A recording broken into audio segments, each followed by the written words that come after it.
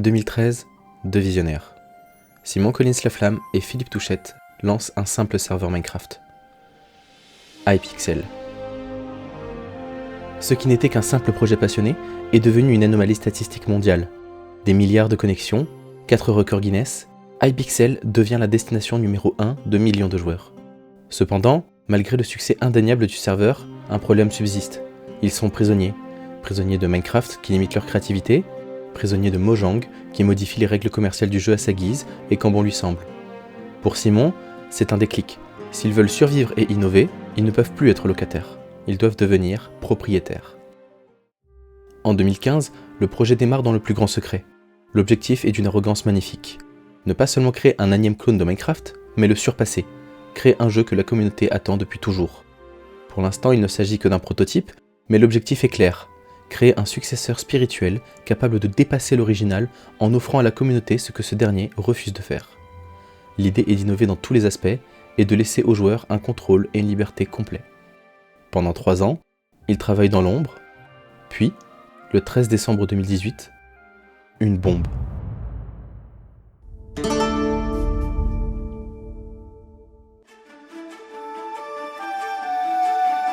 Une bande-annonce de 2 minutes et 22 secondes qui humilie les productions AAA de l'époque en atteignant les 60 millions de vues en un temps record. La promesse ? Un moteur fait maison, des combats fluides, un environnement vivant et une génération de monde époustouflante. La presse s'enflamme, ce n'est plus un simple projet indé, c'est le Minecraft Killer. Avec une telle hype, Hypixel Studios ne reste pas indépendant bien longtemps. Dès 2019, le monde entier a les yeux rivés sur eux. Les plus grands acteurs de la tech et du jeu vidéo flairent le prochain phénomène mondial. Pour les leaders de l'industrie, acquérir le tueur de Minecraft est un enjeu stratégique majeur. Les rumeurs parlent d'offres colossales de la part de plusieurs éditeurs, dont les montants atteindraient des sommes à 9 chiffres. De quoi faire tourner la tête à n'importe quel studio indépendant en quête d'une retraite dorée. Mais Simon, lui, reste de marbre face à ces chèques. Il connaît l'histoire du jeu vidéo, il craint de voir son projet dilué, transformé en machine à microtransactions ou absorbé pour ne pas faire d'ombre à la concurrence.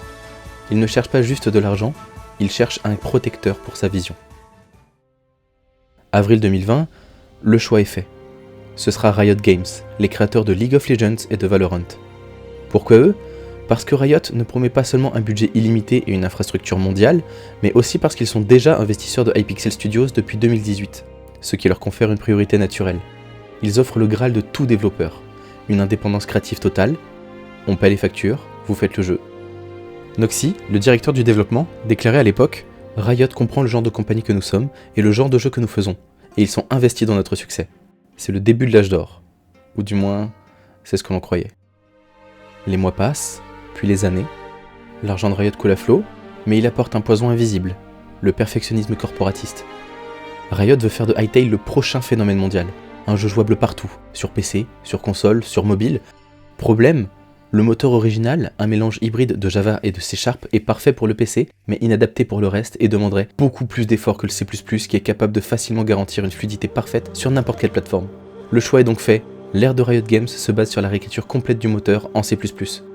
Mais l'équipe originale, qui est composée de génies du modding Java, mais pas d'ingénieurs système, perd le contrôle. Le développement redémarre donc de zéro. De l'extérieur, c'est le silence radio. Les fameux blog posts du vendredi sont devenus anecdotiques. Les mises à jour visuelles qui étaient régulières se font rares et ne montrent plus d'avancées majeures. La communauté s'impatiente, puis s'inquiète, puis finit par se résigner. Le scope creep s'installe, l'ambition déborde, les délais explosent et l'essence même du jeu se dilue dans des exigences de conception impossibles à satisfaire. Lundi 23 juin 2025, le fil casse. Riot Games coupe les vivres, Hypixel Studios ferme ses portes. Noxy publie un message d'adieu. Le studio n'est pas parvenu à livrer la vision promise. L'ambition a écrasé la réalité. Hytale est annulé. 10 ans de vie, des centaines de millions d'heures de travail, 100 millions de dollars investis, tout part à la corbeille. C'est l'un des plus grands gâchis de l'histoire du jeu vidéo. Le regard de la communauté se tourne alors vers une seule personne, celle qui n'est plus impliquée dans le studio depuis des années, Simon Collins-Laflamme. Les fans, par milliers, inondent ses mentions. Seul le père peut sauver son enfant. Simon, qui avait déjà exprimé son regret d'avoir vendu le contrôle créatif, observe cette vague. 3 jours après l'annulation, Simon répond à l'appel. Ce n'est pas un communiqué de presse froid, mais un tweet personnel qui va marquer l'histoire. Je suis prêt à mettre 25 millions de dollars de ma poche pour racheter Hytale. Pas d'investisseur, pas de banque, sa propre fortune. Son plan est un retour aux sources violent. Abandonner le moteur C++ Next Gen, qui a tué le projet, et revenir au code source de 2018. S'ensuit une période de négociation acharnée de 5 mois, mais contrairement aux années précédentes, pas de silence radio. Simon choisit une transparence radicale.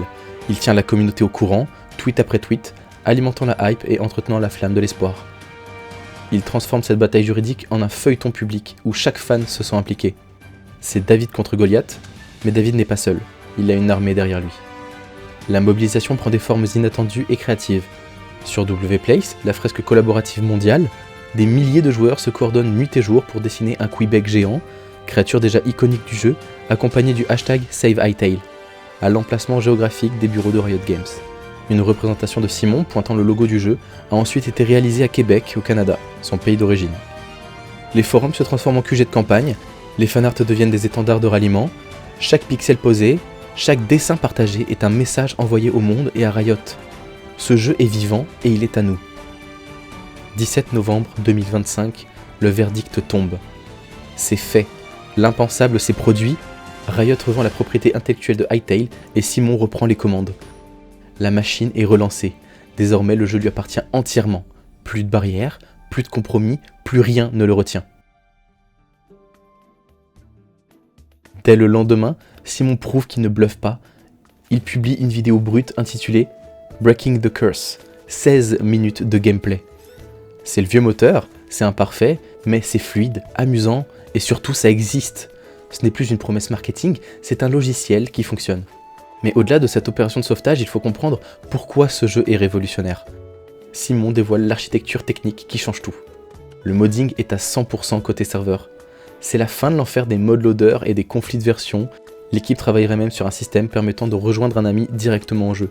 Il y a des mods que vous n'avez pas, aucun problème, il vous suffit de cliquer sur rejoindre pour que le jeu installe le contenu nécessaire à la volée et que vous puissiez jouer ensemble. Ce serait la même chose pour rejoindre n'importe quel serveur, instantanément. C'est la définition même de la fluidité. Zéro friction, immersion totale. De plus, son objectif est de rendre le modding accessible à tous. Il doit être faisable sans avoir à écrire une ligne de code afin de permettre à quiconque de créer un vrai contenu en quelques heures, comme un mini-jeu ou une aventure, et le tout éditable en temps réel pendant que le jeu tourne. Pour enfoncer le clou, Simon annonce la couleur économique. Le prix du jeu est fixé à 20$ pour l'accès anticipé, et il existe des paliers à 35 et 70$ pour ceux qui souhaiteraient soutenir le jeu au maximum tout en ayant droit à quelques cosmétiques supplémentaires. Et qu'en est-il des créateurs de mods ou de serveurs ? Aucune commission ne sera prise par le studio pendant minimum 2 ans. C'est un majeur levé à l'industrie du jeu vidéo moderne.